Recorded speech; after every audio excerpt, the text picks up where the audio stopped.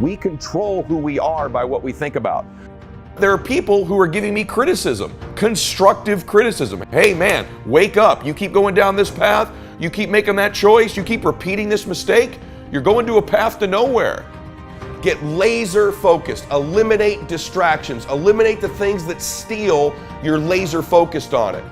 Begin to do these things and you will begin to change your entire life. What are the things that are stealing your focus? Who are the people that are stealing your focus? And begin to eliminate these distractions. Get laser focused and obsessed on what you want. Be starving and hungry to get it. Be desperate to get it. The combination of desperation and hunger with laser focus over an extended period of time is the formula to be great at something. And you can apply this formula. What is your strategy and plan to eliminate distractions and increase focus? Because without the evaluation, without the intention, and without the plan and strategy, it's only with a plan that you can begin to make changes and a strategy. Otherwise, it's just a thought. We can't know where we're going if we're not very clear about where we are. And we want to get to a particular destination. The only way we can get clear on getting there is to understand and evaluate and be specific about where we currently are. That way we can build the directions. Evaluate what you want and be very honest and evaluate where you are. And so most people never take the time to analyze what they think about. The most successful people I know are the most self-aware, meaning they're aware of what they do and they're also aware of what they think, they're aware of how they're perceived. Average person, you and I have about 75,000 thoughts a day rattling around in this thing we call our brains and our minds, 75,000 of them. The crazy thing is 91% of those thoughts are identical to the previous day and are identical to the day before that and the day before that and the day before that. We have 75,000 thoughts a day. Here's the crazy thing, 91% of them are exactly the same. The separation in our life is in those 9% of their thoughts. Your obsessions become your possessions because they do. You draw into your life exactly what it is you think about. It's a physical reality that you attract to yourself what you think about. It's 9% of what we think about alters the direction of our life. You've got to hone in and get aware of what you think about and then alter those 9% of the thoughts that are variable on a daily basis to serve you. Because if you don't, these thoughts become like viruses. They're viruses in our minds. What happens in a computer when it gets a virus? It slows down, it becomes sluggish, it doesn't function at its optimal level. Same thing with our thinking. If we don't get those 9% of our thoughts to serve us, our lives go in a completely different direction. So remember this, you don't see things in your life as they are. You see things in life as you are. And so the more you alter you, the more you begin to see things differently. What's is amazing about this is we control who we are by what we think about. The fact of the matter is, not everybody who is giving you feedback is necessarily a hater or necessarily antagonistic to you. See, sometimes they're just giving you feedback. Sometimes they're just concerned. And other times it's just criticism. You need to learn to distinguish between criticism, concern, and feedback. And they are three completely different things. Criticism is not necessarily a negative thing. That anyone who tells us something we don't feel good about hearing because it's painful to hear, they're a hater, don't listen to them.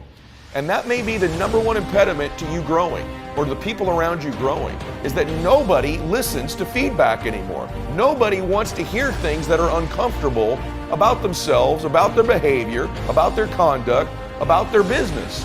There are many people in your life who are not antagonistic towards you or to your success. In fact, they'd love to see you succeed, but they're observing things that they're concerned about. And then you know what? There are people who are giving me criticism, constructive criticism. Hey man, wake up. You keep going down this path, you keep making that choice, you keep repeating this mistake, you're going to a path to nowhere. What might also kill your dream is you not embracing the people who are concerned that love you and loving them back, and getting the wrong people leaving your life, or wrong people at a distance, and not having the people around you who love you still close to you.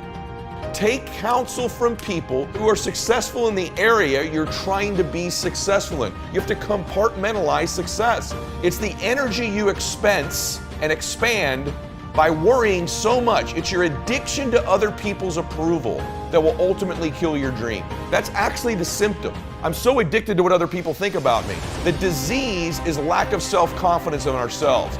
The fact of the matter is this, what other people think about you is none of your business. It's none of your business. And here's the truth. You want to know the truth? They're not thinking about you. They're thinking about what you're thinking about them. They're doing the same thing you do. You really stop spending so much energy on worrying about what other people think about you. The more you love yourself, the more you believe in yourself, the more you focus on your own intention, the more you build up your own identity, the less you have concern with getting that acknowledgement and recognition from other people. In other words, your own acknowledgement, your own character, your own belief in yourself supersedes what anyone else could ever say about you.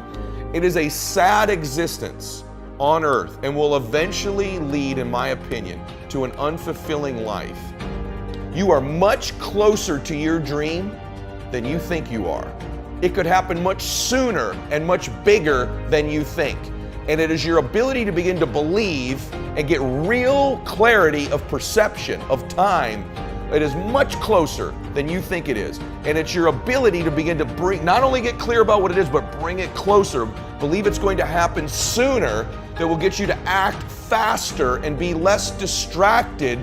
You know, the path, any of that stuff, it's now. You need to accept the suffering. You need to embrace the suffering, which is the going through the hardships, taking the rejection, making the phone call and having somebody not show up. If you're on a fitness journey, it's the real suffering of eating cleaner. It's the real suffering of hitting the gym when you're tired and sore.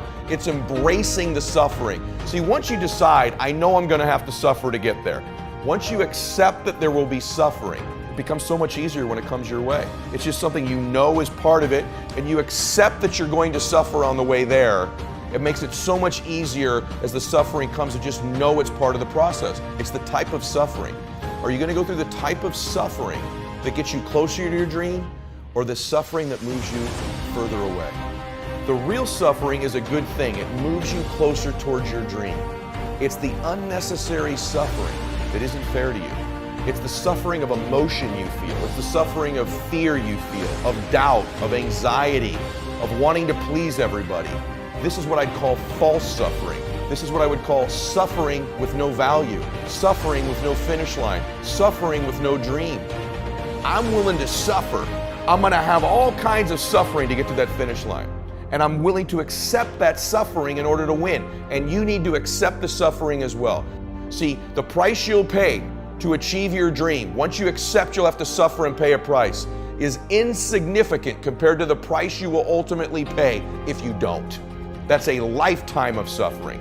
But what will steal that dream from you, what will steal the ability to pay that price, is suffering from what other people think about you, suffering from these relationships in your family, suffering from feedback from people who aren't concerned about you, who are antagonistic towards your fate, antagonistic towards your future. You're gonna suffer. Make sure it's the good suffering, the suffering with a reward. You need to accept the suffering. You need to embrace the suffering.